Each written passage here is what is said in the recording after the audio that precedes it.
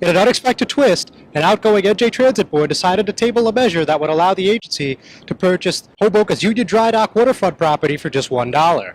With dozens of Hoboken residents in attendance eager to speak out against the measure, they were pleasantly surprised to hear NJ Transit Board Chair Richard T. Hammer announce that the item had been removed from the agenda. Not be on the agenda.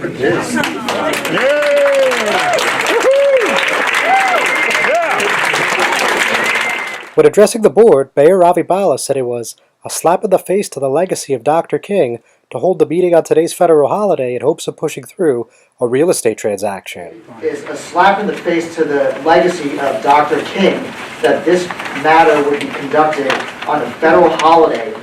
It's a call to service, which is why we're all here as residents of the city of Hoboken, but it's not a call to service for New Jersey Transit. That's not why you brought this here today to be heard. This was a real estate transaction that was trying to be rushed through in the dying days of an outgoing administration.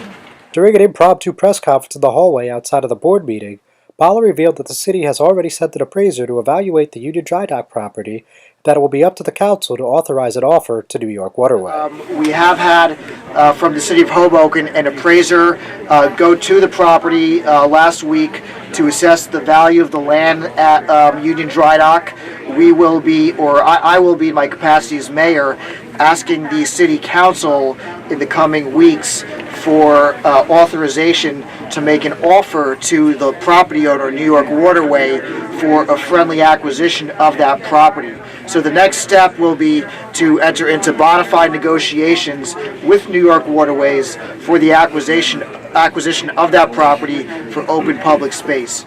The mayor also praised Second Ward Councilwoman Tiffany Fisher for helping to organize buses from Hoboken and Newark to attend the NJ Transit meeting this morning.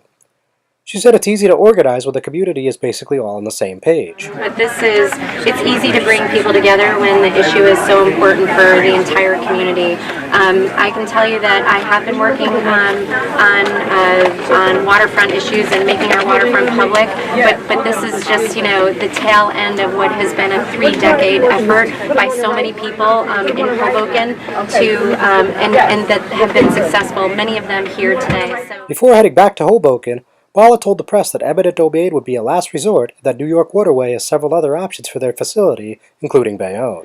Eminent domain is a last resort. We are going to be first working collaboratively and in partnership with New York Waterways to identify a reasonable acquisition price in the coming weeks with the assistance of the City Council. There are, from my standpoint, there are multiple options.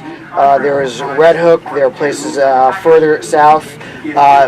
Bayonne has welcomed New York Waterway as an option. They have 40 acres of property owned by the Port Authority. I've actively discussed this issue with the chairman of the Port Authority, and we'll be looking to explore the feasibility of that option. But I can guarantee you, there are other options, and we will find them. I'm John Heides with the Hudson County View, the eye of the community.